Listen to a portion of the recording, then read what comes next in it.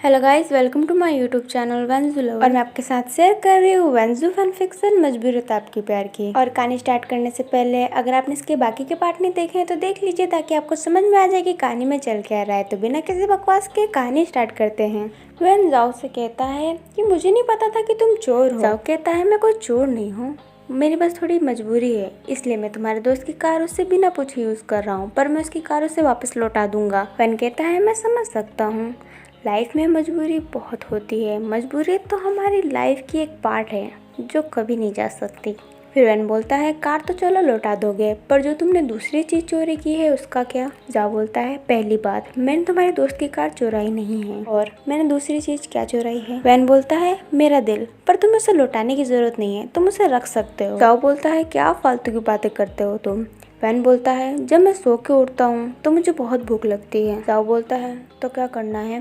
Van बोलता है अरे यार, मैं भी सो के उठा हूँ और अभी मैंने बोला ना जब मैं सो के उठता हूँ तो मुझे बहुत भूख लगती है, इसका मतलब मुझे भूख लगा है, तो कार रोको ना। जाओ बोलता है कार में कुछ खाने को नहीं है। वैन बोलता है अगर कार में कुछ खाने को होता तो मैं क्यों बोलता तुमसे। फिर जाओ कहता है मैं भी कार नहीं रोक सकता। फिर वैन कहता है और मैं अपना भूख नहीं रोक सकता, मेरे पेट में बहुत दर्द होने लगता है जब मैं भूखा रहता हूँ। तो जाओ वैन से कहता है वैन मेरी बात सुनो, मैं सच्ची में चाहता हूँ कि मैं एक कार रोक दूँ ताकि तुमसे पीछा छूटे मेरा, पर मैं भी ये कार नहीं रोक सकता। वैन जाओ से कहता है रोको ना, और ये कहते ही वैन जाओ का हाथ पकड़ लेता है। तभी वैन को कुछ चिपचिपा सा महसूस होता है। जाओ वैन का हाथ झटक देता है और कहता है तुम मुझे छुआ मत करो।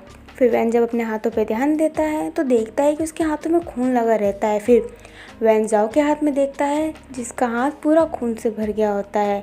वैन कहता है मैंने इस पे ध्यान क्यों नहीं दिया, तुम्हें चोट लगा है। जाओ कहता है मैं जानता हूँ। वैन कहता है अगर तुम जानते हो तो तुमने इसकी पट्टी क्यों नहीं कराई, चलो फटाफट हॉस्पिटल। जाओ कहता है इसकी कोई जरूरत नहीं है। वैन कहता है इसकी जरूरत है। जाओ कहता है इसकी कोई जरूरत नहीं है। और इसी बात पे दोनों की लड़ाई होने लगती है। अभी अचानक से बहुत सारी गोलियां चलने लगती है।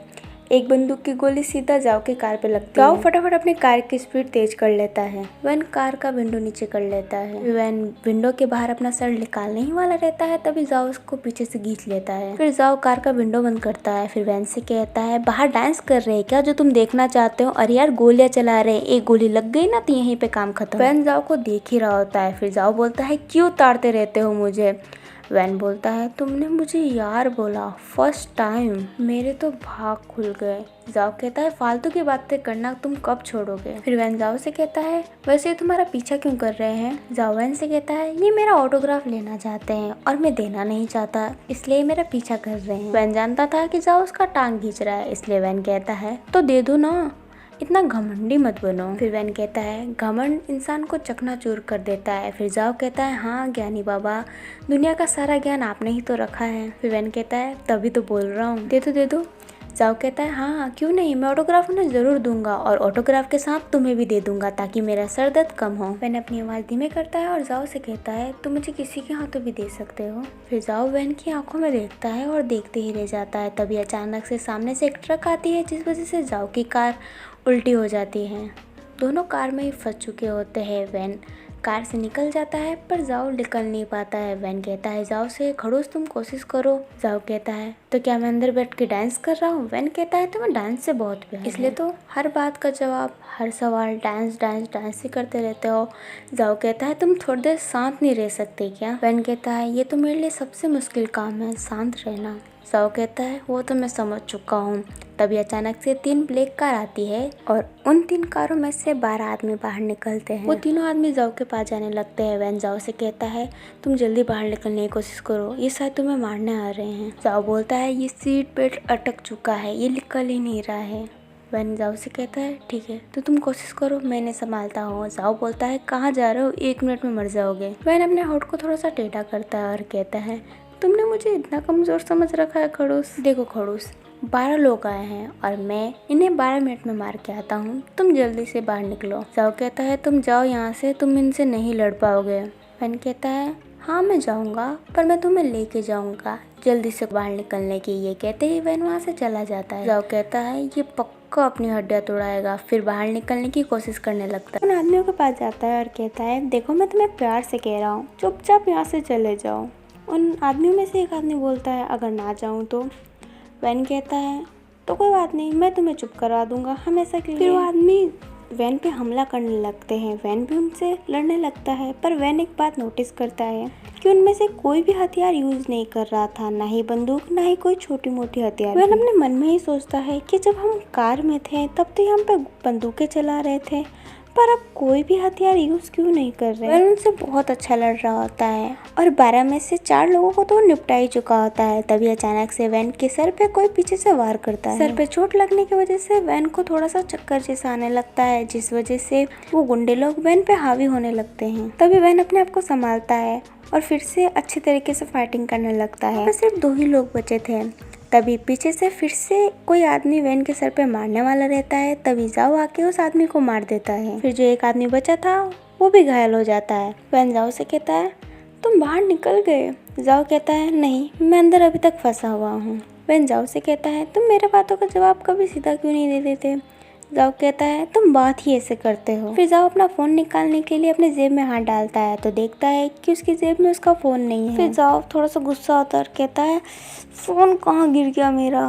फिर जाओ उस कार के पास जाता है देखने के लिए कि उस कार में तो नहीं गिर गया। फिर वैन भी जाओ के पीछे पीछे जाता है। जाओ उस कार में देखने लगता है। फिर वैन कहता है तुम क्या ढूंढ रहे हो। जाओ कहता है तुमसे मतलब। वैन कहता है अगर तुम मुझे बताओगे तो मैं भी तुम्हारी मदद कर सकता हूँ। जाओ कहता है इसकी कोई जरूरत नहीं है। वैन कहता है तुम सच्ची में खड़ूस हो, मैंने तुम्हारी जान बचाई है, तुम मेरे से प्यार से बात भी नहीं कर सकते। फिर जाओ वहाँ से गुस्से से उठ जाता है। वैन कहता है क्या हुआ। जाओ कहता है एक बात मुझे समझ में नहीं आ रही। वैन बोलता है पूछो क्या समझ में नहीं आ रहा तुम्हें। जाओ बोलता है जब भी मेरे पे गुंडे अटैक करते हैं तो वहाँ पे आसपास क्यों होते हो। वैन बोलता है तुम्हारा मतलब क्या है, तुम आए थे मेरे पास, तुम मेरे कार में बैठे हो। जाओ कहता है अच्छा वैसे ये कौन दोस्त है तुम्हारा, वही तो नहीं जिसे तुम रात को मिलने गए थे। और हाँ आज तुम काम पे नहीं गए, कल भी तो तुम मुझे पार्क में मिले थे ना, मतलब तुम कल भी काम पे नहीं गए। वैन पहले शांत रहता है, फिर एक छोटी सी स्माइल देता है और कहता है तुम तो एक शकीले बॉयफ्रेंड की तरह शक कर रहे हो। जाओ कहता है नहीं, मैं तो बस ये जानना चाहता हूँ कि तुम मेरा पीछा क्यों कर रहे हो, कहीं तुम मुझे मारना तो नहीं चाहते। वैन कहता है मैंने तुम्हारी 2 बार जान बचाई है, अगर मैं मारना चाहता तो तुम्हें कब का मार देता, मुझे इतना टाइम नहीं लगता। फिर जाओ वैन से बोलता है अच्छा तो तुम चाहते क्या हो। वैन अचानक से जाओ के करीब जाने लगता है। जाओ के कदम पीछे हटने लगते हैं पर वैन और करीब जा रहा होता है। फिर जाओ एक जगह रुक जाता है। वैन जाओ के इतने करीब आ गया होता है कि जाओ और वैन की नाक टच हो रहे होते हैं। फिर वैन अपने होठों को जाओ के होठों के करीब लाने लगता है। फिर अचानक से वैन हंसता है और कहता है मैं ऐसा कुछ नहीं चाहता। फिर वैन जाओ से मुंह फेर लेता है और कहता है ये बस एक इत्तेफाक है और कुछ नहीं। जाओ वहीं पे खड़ा रहता है। तभी अचानक से जाओ को एक गोली लग जाती है। गोली की आवाज सुनते ही वैन पीछे मुड़ता है। जाओ जमीन पे गिरने ही वाला रहता है। तभी वैन भाग के जाता है और उसे संभालता है। वैन जाओ को अच्छे तरीके से नीचे बैठा देता है। वैन आसपास देखता है पर उसे कोई नहीं दिखता। वैन को समझ में नहीं आता कि वो क्या करे, क्योंकि उसकी कार तो खराब हो ही चुकी थी और वो जिस रोड पे थे वहाँ पे भी ज़्यादा कार नहीं आ रहे थे। वैन जाओ को गोद में उठाने वाला रहता है। तभी जाओ बोलता है तुम क्या कर रहे हो। वैन बोलता है मैं तुम्हें गोद में उठा रहा हूँ। जाओ बोलता है क्यों। वैन बोलता है ताकि मैं उस कार के पास ले जाऊँ तुम्हें, मैं चल सकता हूँ। और ये कहते ही उठने की कोशिश करता है पर वो उठ नहीं पाता। वैन कहता है नाटक करना बंद करो।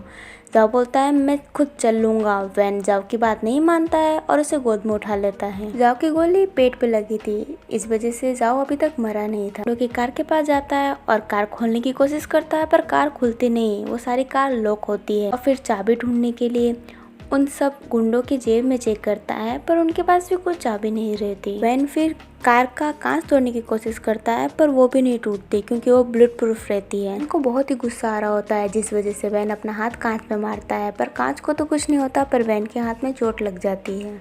जाओ को सांस लेने में बहुत तकलीफ हो रही होती है। वैन जाओ से कहता है मैं कुछ करता हूँ। फिर वैन गुस्से से कहता है कि आज ही मुझे अपना फ़ोन भूलना था, मैं किसी काम का नहीं हूँ। और ये कहते ही फिर वो कांच पे मारता है जिस वजह से वैन के हाथ से खून बहने लगता है। फिर वैन सोचता है कि जाओ को गोद में उठा के हॉस्पिटल ले जाना पड़ेगा। फिर में उठाता है। वैन जाओ को उठा के थोड़ा दूर ही ले गया होता है। तभी वैन देखता है कि सामने से एक कार आ रही होती है। वैन उस कार को रोकने के लिए बहुत तेज तेज आवाज़ देता है। वो कार वाला अपनी कार रोकता है और अपनी कार की विंडो नीचे करता है। वैन उस कार वाले से कहता है मेरे दोस्त को गोली लग चुकी है, क्या आप हमें हॉस्पिटल पहुंचा सकते हैं। वो कार वाला आदमी वांग रहता है। वांग ने जाओ को देखा नहीं होता है। वांग कहता है हाँ क्यों नहीं, हमें जल्दी जाना चाहिए। और ये कहते ही अपने कार से निकलता है और अपने कार का पीछे वाला दरवाज़ा खोलता है। फिर वैन जाओ को अंदर डालता है, तभी वांग देखता है कि वो जाओ रहता है। वांग कहता है जाओ सर। वैन कहता है आप इन्हें जानते हो? वांग कहता है हाँ ये मेरे सर है, हमें जल्दी जल्दी जाना चाहिए। फिर वांग ड्राइविंग सीट पे बैठ जाता है, फिर वैन भी अंदर बैठ जाता है। जाओ की हालत बहुत ख़राब रहती है। वैन बार बार उसके गाल पे थपथपा रहा होता है ताकि वो जगह रहे। फिर थोड़ी देर बाद वो लोग हॉस्पिटल पहुंच जाते हैं। जाओ को फटाफट ओटी में ले जाया जाता है। खासकर लोगों को तो पता ही होगा कि ओटी क्या है, और जिनको नहीं पता मैं उनको बता देती हूँ कि ऑपरेशन थिएटर जहाँ पे इलाज होता है। और मैं ओटी नहीं बोलूँगी, ऑपरेशन थिएटर ही बोलूँगी, क्योंकि मुझे ओटीटी ही समझ में आता है। वैन और वांग ऑपरेशन थिएटर के बाहर ही घूम रहे होते हैं। वांग वैन से कहता है कि तुम चाहो तो अब जा सकते हो। वैन कहता है मैं अभी नहीं जाऊंगा। फिर वांग देखता है कि वैन के हाथ से खून बह रहा है, इसलिए वांग कहता है तुम्हारे हाथ से खून बह रहा है, तुम्हें पट्टी करवा लेना चाहिए। वैन कहता है इसकी कोई ज़रूरत नहीं, मैं अभी ठीक हूँ। वांग कहता है मैं चाहता हूँ कि तुम्हें कुछ होए ना। वैन कहता है मतलब? वांग कहता है तुमने जाओ सर की जान बचाई है। वैन कहता है ये मेरा फ़र्ज़ था। वांग कहता है तो ये मेरा फ़र्ज़ है, तुम जाके पट्टी करवा लो, नहीं तो मैं तुम्हें यहाँ पे रहने नहीं दूंगा। वैन वांग के करीब जाता है और कहता है तुम क्या कर लोगे? वांग कहता है मैं एक कॉल करूँगा और यहाँ पे बहुत सारे आदमी आ जाएंगे जो तुम्हें धक्के मार के बाहर निकाल देंगे। फिर तुम ही सोच लो कि जाओ सर जब ठीक होंगे, तुम इतने मेहनत से यहाँ पे कुत्तों की तरह घूम रहे हो और तुम मिल भी नहीं पाओगे तो बुरा लगेगा ना तुम्हें। वैन वांग को घूर ही रहा होता है और वांग भी वैन को मुस्कुराते हुए देख रहा होता है। फिर वैन कहता है ठीक है मैं पट्टी करवाऊँगा। वांग कहता है ये हुई ना अच्छी बात। फिर वांग एक नर्स को कहता है कि इनकी पट्टी कर दो। फिर नर्स वैन को ले जाती है पट्टी करवाने। 5 मिनट बाद वैन वापस आ जाता है। वांग वैन से कहता है इतनी जल्दी पट्टी हो गई? वैन कहता है इतनी जल्दी कहाँ, पूरा 5 मिनट लगा है। वांग कहता है ये तो जल्दी ही है ना। वैन वांग से कहता है खड़ूस कैसे हैं? फिर वैन अपने सर पे मारता है और कहता है खड़ूस नहीं बोलना था। वांग कहता है खड़ूस? फिर वैन कहते हैं नहीं नहीं नहीं, जाओ कैसे हैं?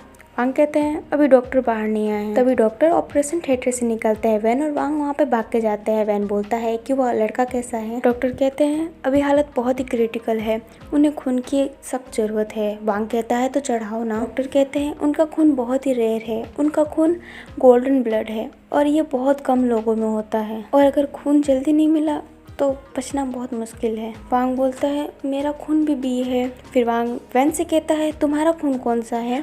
वैन कहता है मुझे नहीं पता, डॉक्टर ऐसे कीजिए आप फटाफट मेरा खून चेक कीजिए। डॉक्टर कहते हैं ठीक है। फिर डॉक्टर एक नर्स को आवाज़ देते हैं और कहते हैं कि इनका खून चेक करो, और हाँ जल्दी करना, मुझे जल्दी से जल्द जानना है कि इनका ग्रुप कौन सा है। फिर नर्स वैन को ले जाती है खून चेक करने। और गाइस अभी के लिए इतना ही, क्योंकि मुझे बहुत नींद आ रही है और ये अभी जब मैं लास्ट वाली वर्ड रिकॉर्ड कर रही हूँ तब 2 बज गई है। और आप में से जो मेरे रेगुलर वीडियो देखते हैं उन्हें तो पता ही होगा कि मैं 2 बजे रिकॉर्डिंग क्यों कर रही हूँ। और अगर आपको नहीं पता तो मैं अपनी दुख भरी स्टोरी साइड रखती हूँ, क्योंकि मैं यहाँ पे इंडियन आइडल के प्लेटफॉर्म पे नहीं आई हूँ जो मैं रहूँगी और नेहा कक्कर मुझे वोट दे देगी और कहेगी आप मुंबई जाओगे। मैं नहीं जाऊँगी मुंबई, मैं सोने जाऊँगी। अगर आपको कहानी अच्छी लगी और अगर आप और जानना चाहते हैं तो चैनल के साथ बने रहें, और इस चैनल के साथ बने रहने के लिए मेरे यूट्यूब चैनल को सब्सक्राइब कर दीजिए, और वीडियो अच्छे लगे तो लाइक कर दीजिए, वेंजू फैन के पास शेयर कर दीजिए, और कमेंट करके ज़रूर बताएं कि आपको ये कहानी कैसी लगी और ये पार्ट आपको कैसा लगा ये ज़रूर बताइएगा। तब तक के लिए bye bye, see you and take care.